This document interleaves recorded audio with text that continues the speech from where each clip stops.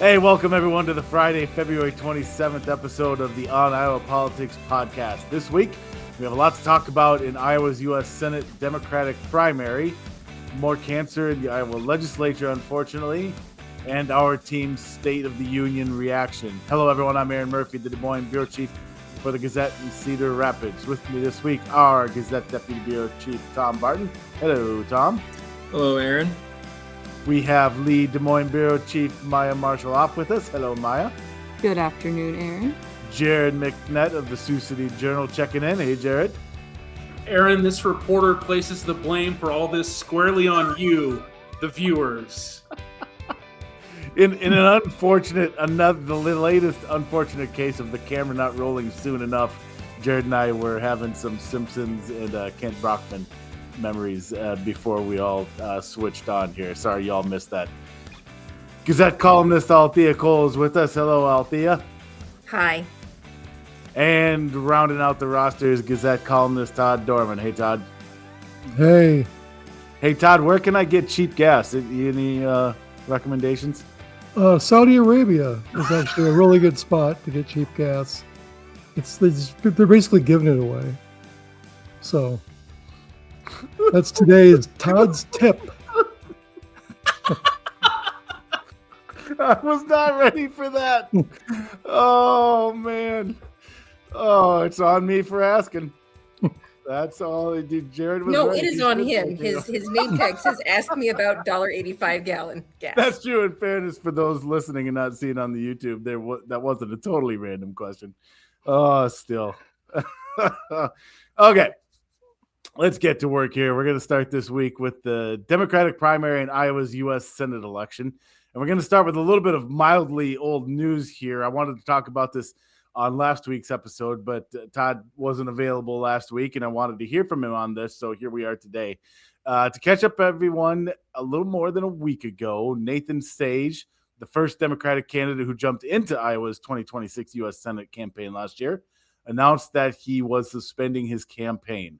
Within 48 hours, Sage announced he was endorsing Democratic candidate and Council Bluffs State Legislator Josh Turek. In making that announcement, Sage spoke with a few Iowa reporters, including yours truly. And in those interviews, Sage made some pretty pointed criticisms of the other Democratic candidate still standing, Coralville State Legislator Zach Wahls. Sage called Wahls, quote, artificial, a career politician, and not authentic or real. Not your normal campaign interview endorsement fare. Todd, what did you make of those comments when you saw them? And do you have any thoughts on whether they'll get the attention of any Iowa Democratic primary voters? Well, first I wanted to ask him if he knows where the authentic, real Zach Wahls is being held, because this is, he's met the artificial one now, so I'm not sure where the real one is. We kind of owe Sage a debt of gratitude for actually pulling this primary out in the open.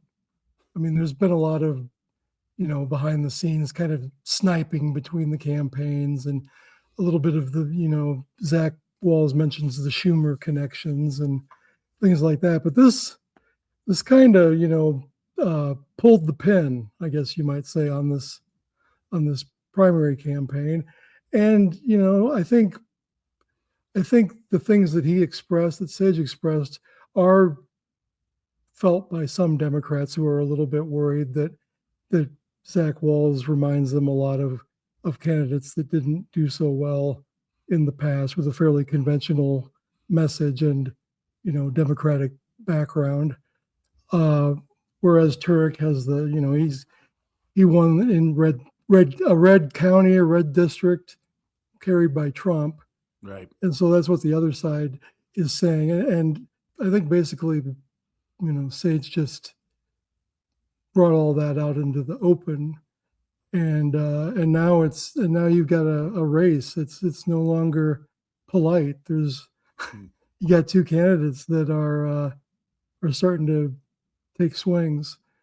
And then we had the weird thing where the the National Republican Senatorial Campaign Committee did a weird poll that showed Wahls ahead, and then the memo was released, which was kind of weird. And so then Wahls had to deal with the idea that he's the candidate that Ashley Hinson wants to run against, which isn't going to be, it's not going to sound good to Democratic primary voters. And Turek is, the Register reported that he's having, he had a Zoom briefing with, whoever Democrats showed up.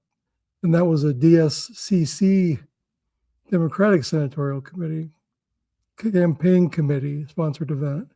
I can't keep my SCCs straight, but Can't tell a SCC without a scorecard. So just in the matter of like 3 or 4 days, it kind of went from, kind of a little bit of a nothing burger at this point to suddenly it's like this fired up primary race that is going to be, I don't know if I want to say scorched earth, but I think both of these guys really want to win, and Democrats are going to be split because it's tough. I mean, the one thing you do hear from Democrats is that they're both strong candidates and they wish they didn't have to choose. So, but yeah, the other thing that the Sage thing does is it effectively does win on the field down to just that head-to-head matchup too. There's no discussion about the possible third candidate and who do they siphon off, or does it go to convention or not. Now that it's a pardon the phrase, it's a horse race now. Well, and I heard some people that were upset with Sage for doing that. They thought it was bad form. They thought it was hurting unity. And I don't know if they ever paid attention to his campaign, but this was not a guy that worked in nuances and sort of he didn't play by the Marquess of Queensberry rules. So it's not surprising that when he decided to say something that it was it was straight talk without any sugarcoating. Yeah.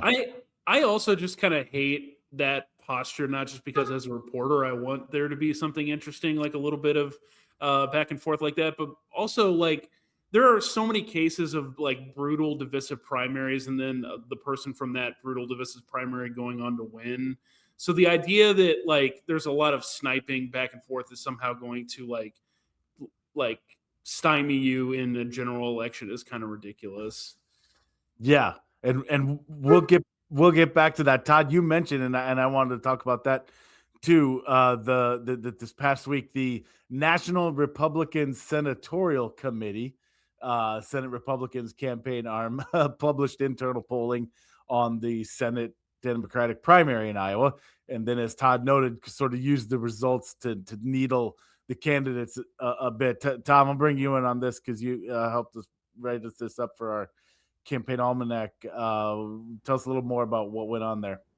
Yeah. So as you mentioned, the national campaign arm for Senate Republicans released an internal poll. It showed Zach Wahls leading Josh Turek 30 to 23%, I believe, with a whopping 42% undecided. So, that alone tells you this race is still wide open. But the way that the poll was framed is kind of where things got interesting.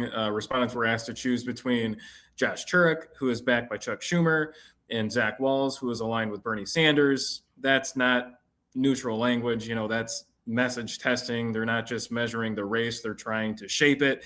And they're doing it in a way that reinforces a narrative Republicans would love to run against in November. Either you've got a quote unquote, Schumer Democrat or a quote unquote far left Democrat.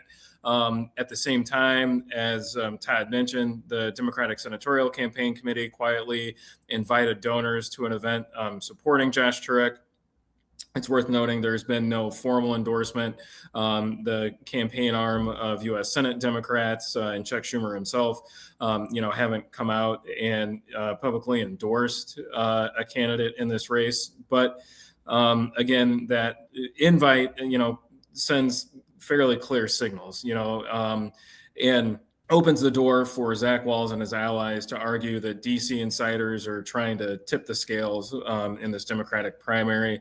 So, what's happening here is kind of a bit of a squeeze play, right? Republicans appear to be amplifying polling that suggests Wahls consolidates the primary, perhaps because they think that he's easier to define or attack in a general election.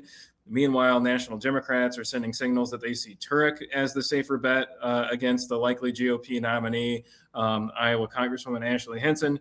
So all of this is unfolding in a state where anti-establishment sentiment, tends to run high, and voters tend to be skeptical of national party leaders in both parties. So, being labeled aligned with Schumer or aligned with Sanders, is a potential, liability for, whoever emerges from that primary as they run in the general election. So, again, kind of the real takeaway here is, this primary isn't just about Wahls versus Turek. It's about who gets to define what kind of Democrat can win in Iowa, a grassroots progressive energy or more of an establishment aligned electability focused type of approach or candidate. And again, with 42% still undecided, outside actors clearly think that there's kind of room to shape that answer. Well, and that's perfect segue, Tom, because Todd, let me bring you back now, and let's make our Todd Dorman decide the answer to that question.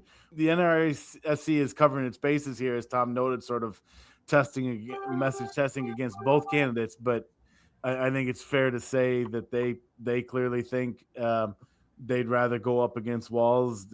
It would appear from that fundraiser that the Democrats would prefer to run Turek. Do they both have it right? Is Turek clearly the better general election candidate here between these two, Todd? What are your thoughts? Or the NRSC is playing like 5D triple chess, and they really want to face Turek, so they're loading on Zach, and then Democrats are like, oh, Zach would be a bad choice, and then it's the tangled web, as they say.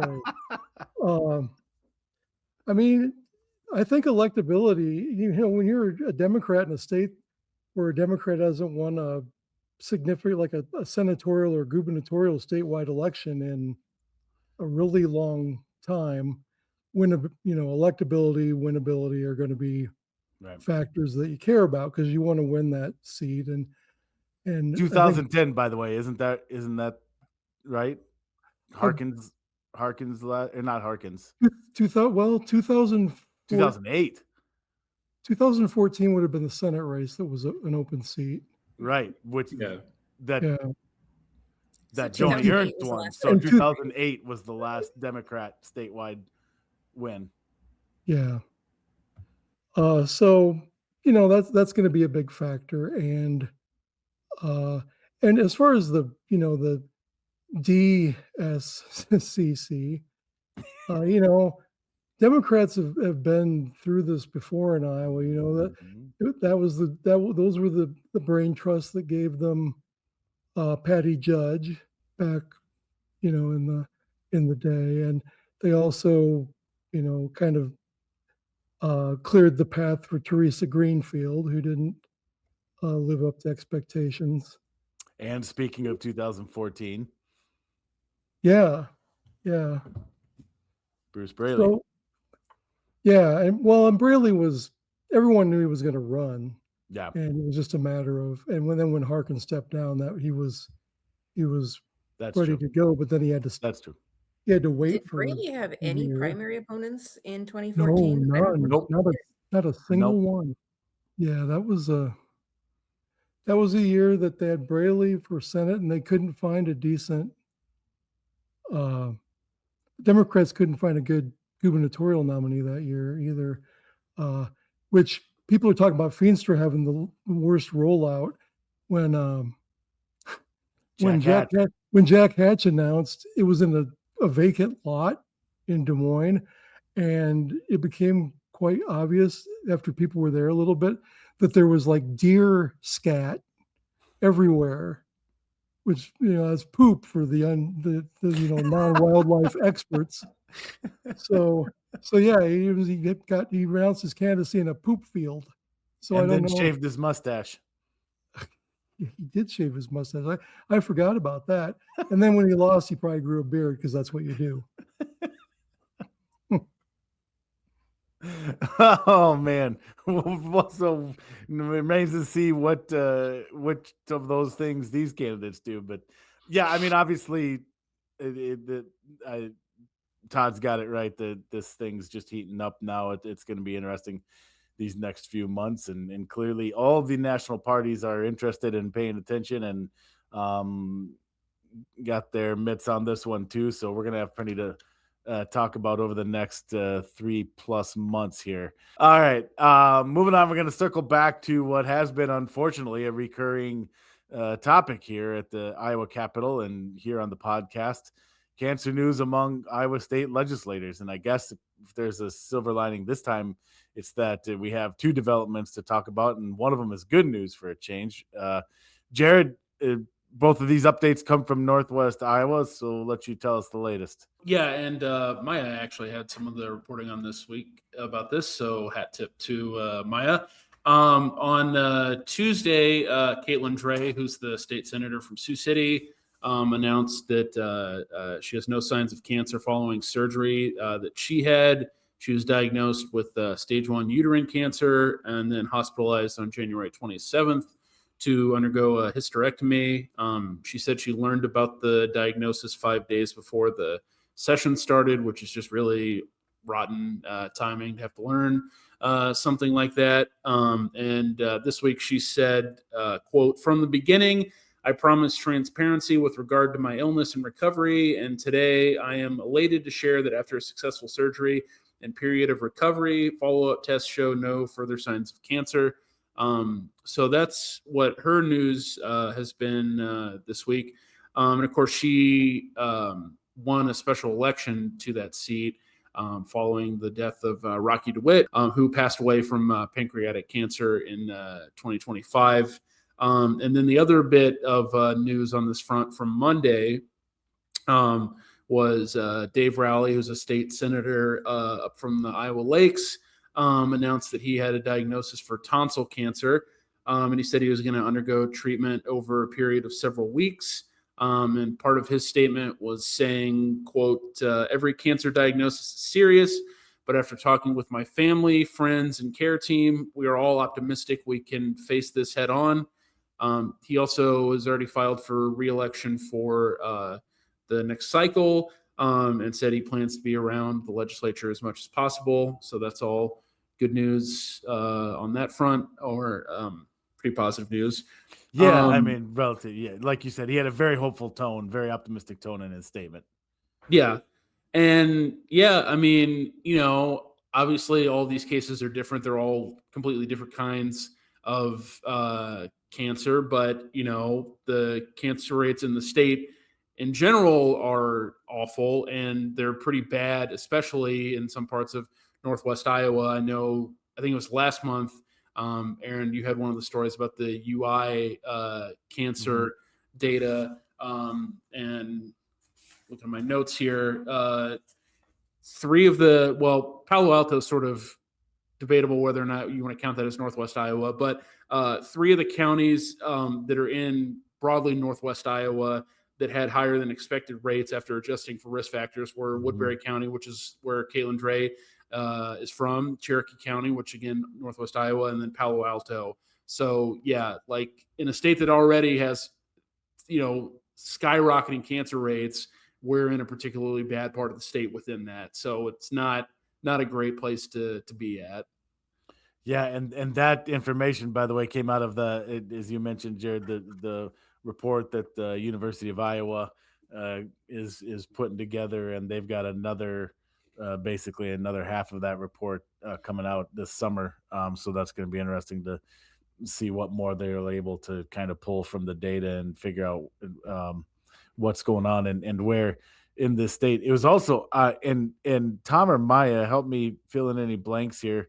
I won't use the name of the journalist in case we're wrong, but we were doing some sort of back of the napkin math on this, and it was like a full sixth of the Senate has now been diagnosed or is currently undergoing treatments for cancer. Does that sound right? Um, were either guys around at the same time as I was hearing that? I was not around for that, but I mean it wouldn't surprise me. I mean, so you've got Jack Whitver. You've got the unfortunate passing of Rocky DeWitt. You also had the passing of Claire Celsi, although that was an undisclosed illness. I guess we don't necessarily know what that is. You got the diagnosis for Catelin Drey and for Senator Rowley. Yeah, that adds up. It's just wild, and as Jared said, it's already a bad deal in our state, and It might have been 6%, not 1/6. not 1/6, 6%, not 1/6. Yeah. That could be okay. Anyways, too much. All right.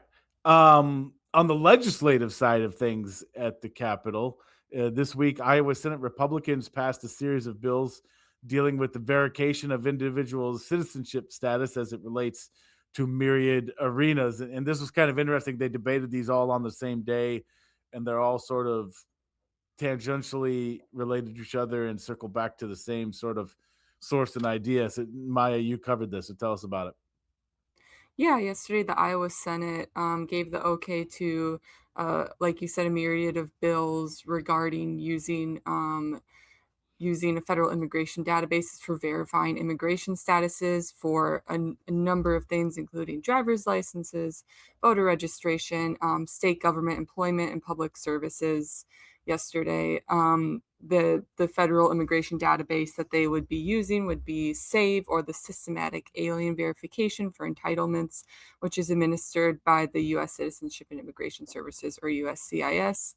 There are about 5 bills in the Senate yesterday regarding this. One of them would require that when registering to vote, voters are put through the SAVE verification process. It would require county election officials to confirm their citizenship using this database. Currently, voters have to attest that they are U.S. citizens when registering to vote. Senator Ken Rosenboom, a Republican from Pella, said that this would just help ensure more security in elections, and said that the bill does provide pathways for voters to rectify any potential mistakes in the SAVE verification process, including requiring county commissioners to provide notice to an unconfirmed registrant and give instructions on how they can provide proof of citizenship. Some Democrats expressed concern about the effectiveness of SAVE and the reliability of SAVE. Senator Sarah Schrongeria, a Democrat from West Des Moines, expressed concern about this accuracy and said the use of it to register voters could create further barriers for those registering to vote by incorrectly flagging them as ineligible. She said she's worked with constituents who have had their absentee ballots incorrectly flagged for being ineligible despite them being citizens. This specific piece of legislation passed 34-13, so some Democrats did end up voting alongside Republicans. This is kind of interesting because during the subcommittee for this bill earlier this session, a representative from the Iowa Secretary of State's office was already there, and he said the state is already developing a similar system to vet citizenship of voters.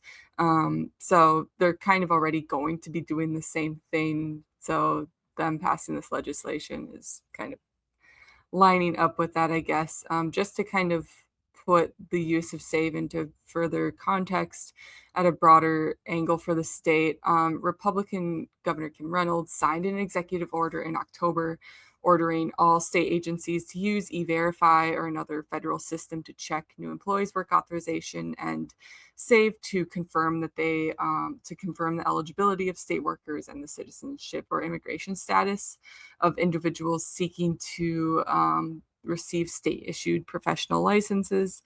This action followed the arrest of former Des Moines Superintendent Ian Roberts on federal immigration charges, alongside using SAVE to verify voter registration. It also used SAVE they also passed legislation using SAVE to confirm citizenship or immigration status of those applying for renewing a driver's license who failed to provide proof of citizenship.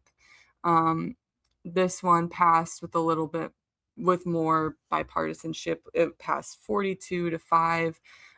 It would prohibit the Iowa Department of Transportation from renewing or issuing driver's licenses to those without a verifiable legal status or those who are unable to provide proof of citizenship.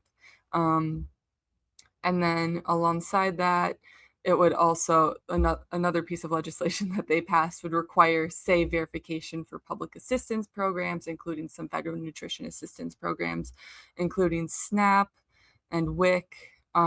So those who are receiving public assistance from these programs would have to go through this process and be verified using this. Currently, WIC, which is a nutritional program for low-income and pregnant and postpartum women, infants, and children up to 5 years old, is one of the only federal assistance programs that doesn't require proof of citizenship or immigration status. There's a very similar piece of legislation over in the House that is advancing as well, that also has similar requirements for these public assistance programs with SAVE. Senator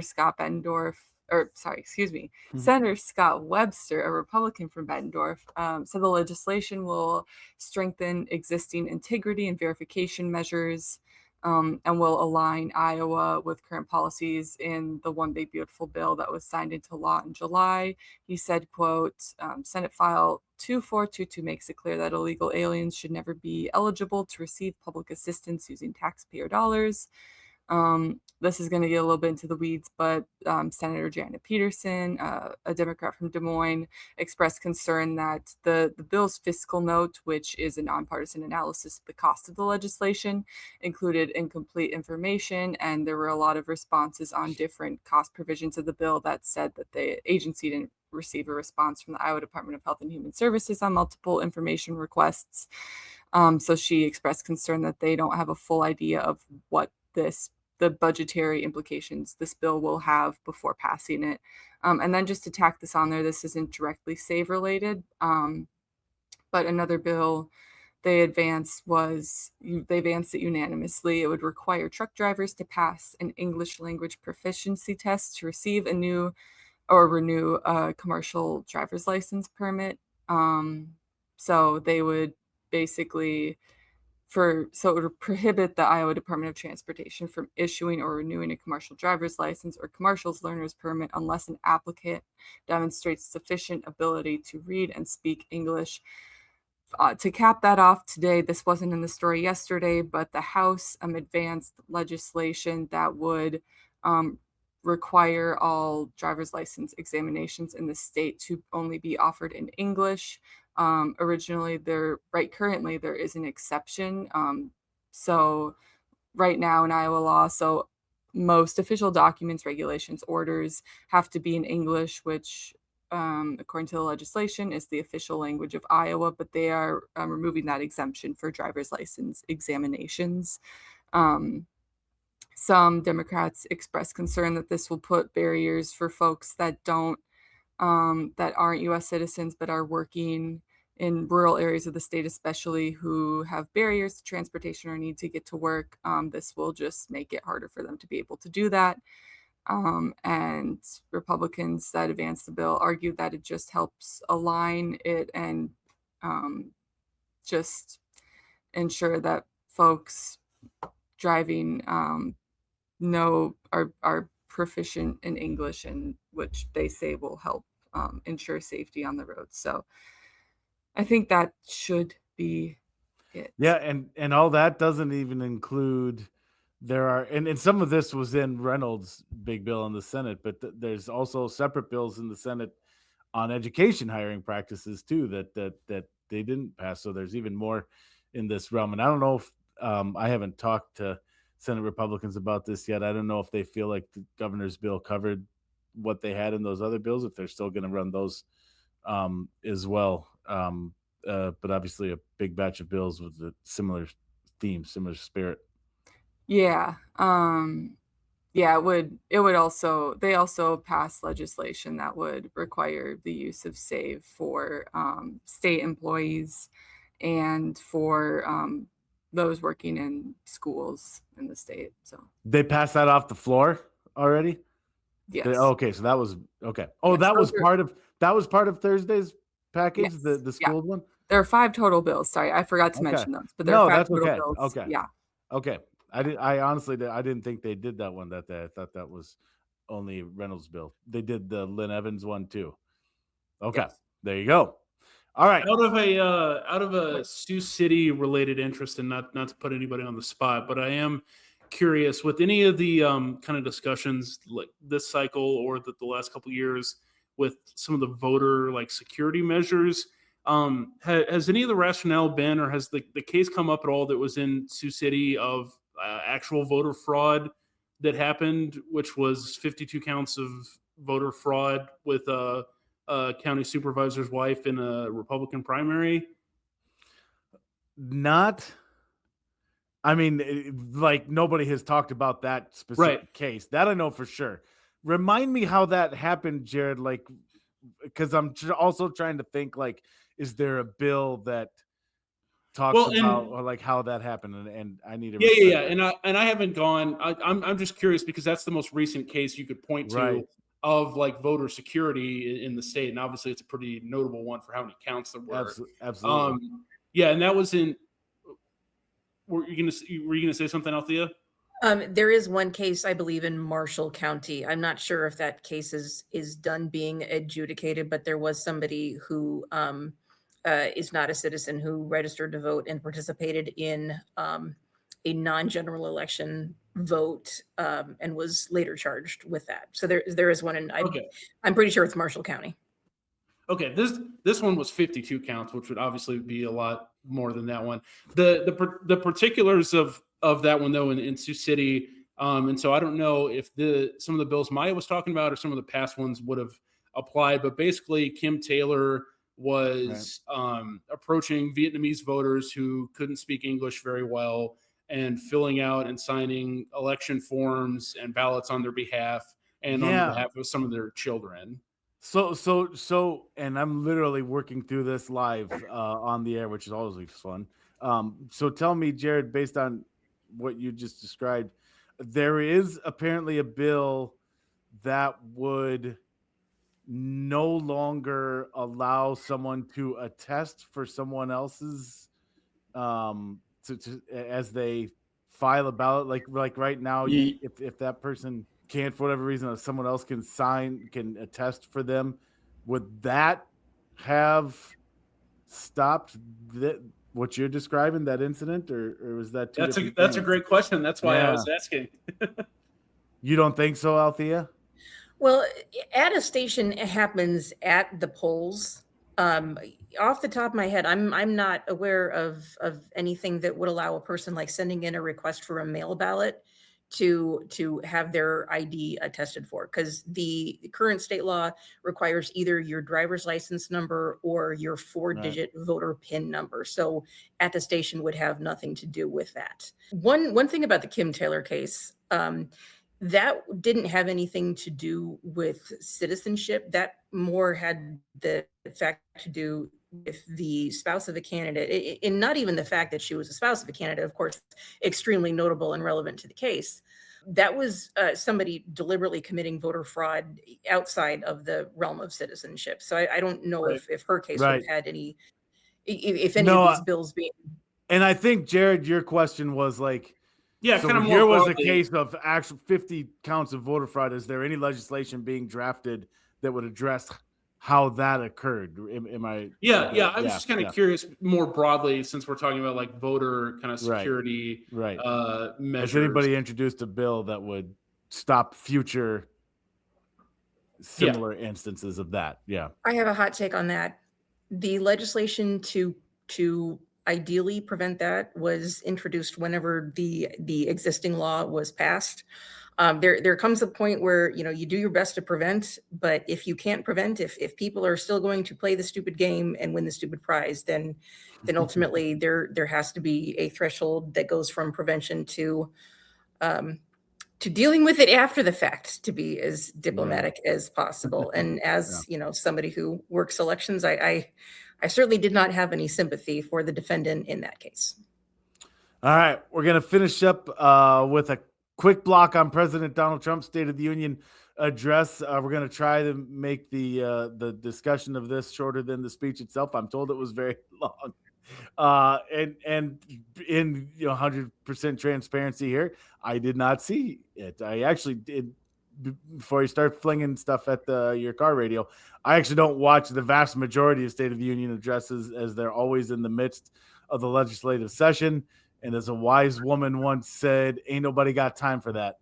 I was always dreading when my predecessor, the great and venerable and darn near perfect James Lynch, would bring up State of the Union on the next podcast, and I'd have to cram the next morning watching clips and reading stories to have any idea what was talked about. So because of that here, I am eternally grateful for our Althea Cole, who did catch, again, what I heard was apparently the longest ever State of the Union address. So Althea, clearly you had no lack of content from which to choose. What were your takeaways from Tuesday night's remarks?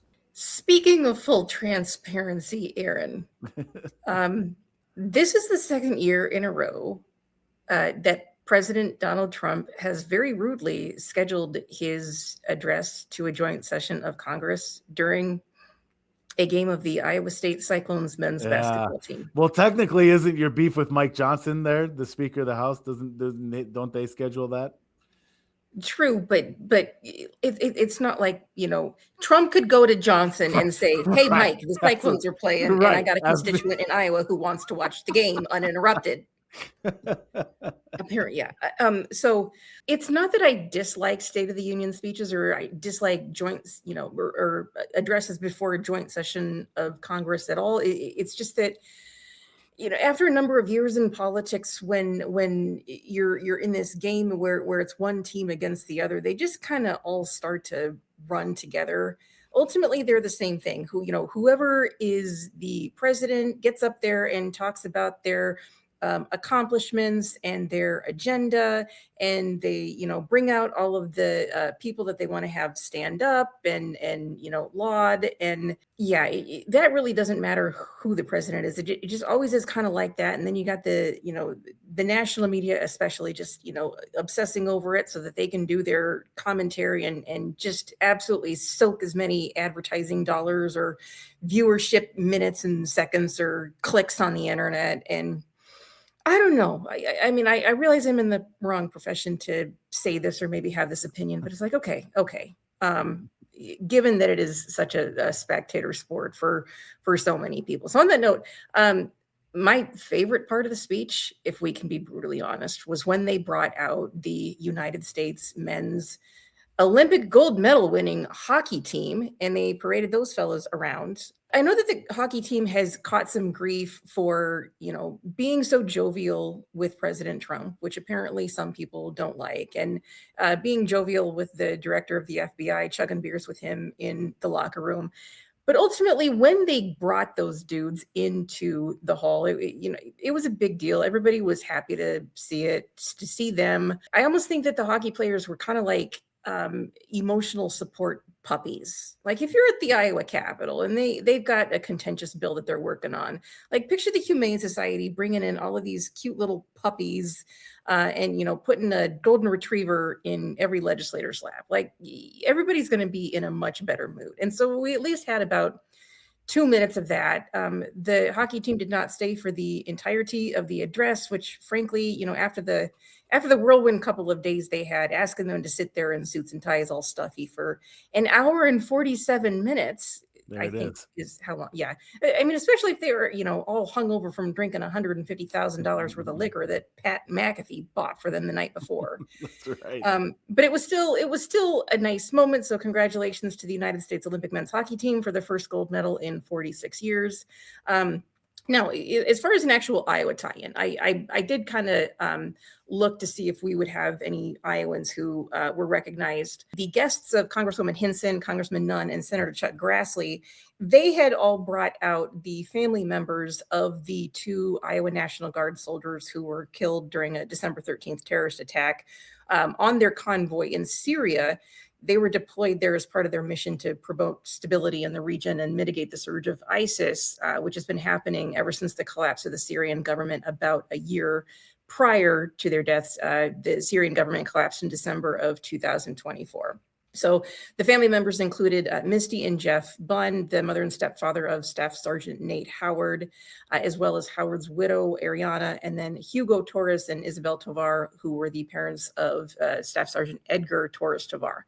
So he didn't single out those family members during the speech. I don't think anybody in the state of Iowa is particularly mad that he did not, because again, 1 hour and 47 minutes. But President Trump did also attend the dignified transfer ceremony along with the rest of the Iowa delegation and others back in December when the bodies of Staff Sergeant Torres Tovar and Howard were flown home.